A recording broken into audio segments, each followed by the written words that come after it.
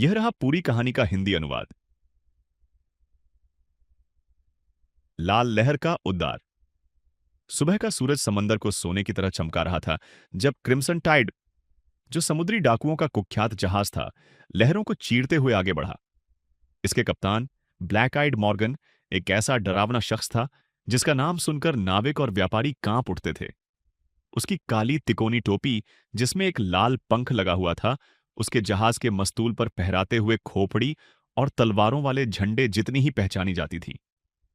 वर्षों तक मॉर्गन और उसकी टोली ने व्यापारिक जहाजों को लूटा और अपनी लालच को पूरा किया।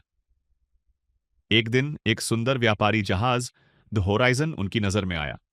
मॉर्गन ने आदेश दिया और उसकी टीम ने जल्दी से जहाज पर कब्जा कर लिया। द होराइजन का कार्गो खाने पीने के सामान, मसालों और सोने के सिक्कों से भरा था। लेकिन जब मॉर्गन ने सामान को खंगाला तो उसे एक अजीब चीज मिली, एक हाथ से लिखी हुई चिट्ठी। इस चिट्ठी में एक मछुआरों के गांव के लिए मदद की गुहार लगाई गई थी। इसमें बताया गया था कि गांव वाले अपने आखिरी संसाधनों से दवाइयां, जाल और अनाज खरीदने की कोशिश कर रहे थे। बिना इन सामानों के पूरा गांव भूखा मर सकता था। मॉर्गन ने चिट्ठी को पढ़कर झुंझलाते हुए किनारे पर फेंक दिया। मुझे उनकी किस्मत से क्या फर्क पड़ता है, उसने बड़बड़ाते हुए कहा। लेकिन चिट्ठी के शब्द उसके मन में बार बार गूंजते रहे। इस रात जब बाकी टोली लूट की खुशी में जश्न मना रही थी, मॉर्गन जहाज के डेक पर खड़ा था, क्षितिज की ओर टकटकी लगाए। उसकी पहली सहायक एनेबल फ्लिंट, जो तेज तर्रार और ताने मारने वाली महिला थी, उसके पास आई। तुम बहुत शांत हो कप्तान, कुछ परेशान कर रहा है?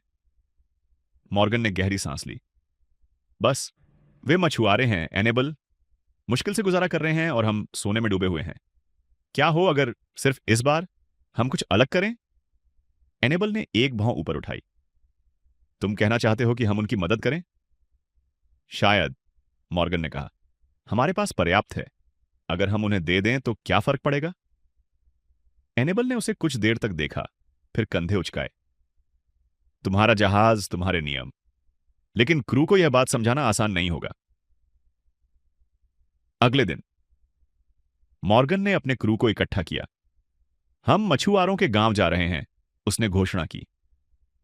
समुद्री डाकुओं ने नाराजगी जताई, लेकिन मॉर्गन का रुतबा ऐसा था कि कोई भी उसका विरोध करने की हिम्मत नहीं कर सका। जब सूरज क्षितिज के करीब पहुंचा तो क्रिम्सन टाइड गांव के पास आकर रुका। मध्यम लालटेन की रोशनी में मॉर्गन और उसकी टोली ने चुराए गए सामान को तट पर उतारना शुरू किया। मछुआरे, जो पहले डर के मारे सहम गए थे, जल्द ही समझ गए कि समुद्री डाकू उन्हें नुकसान नहीं पहुंचाएंगे। एक बूढ़ा आदमी, जिसकी कांपती टांगें और झुकी हुई कमर उसे कमजोर दिखा रही थी, आगे बढ़ा।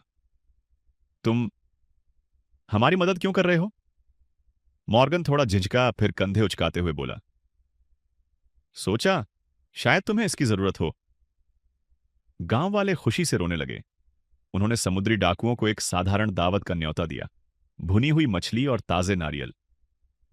वर्षों में पहली बार मॉर्गन ने अपने अंदर कुछ महसूस किया जिसे वह पहचान नहीं सका। एक अजीब गर्मजोशी जो उसे कभी सोने और जवाहरात से नहीं मिली थी।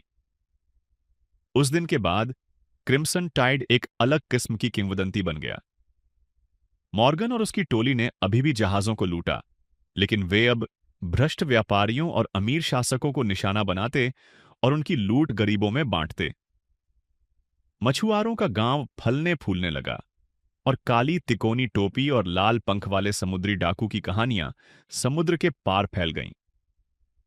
ब्लैक आइड मॉर्गन संत नहीं था, लेकिन उसने अपनी लूट और लालच से परे एक उद्देश्य ढूंढ लिया था।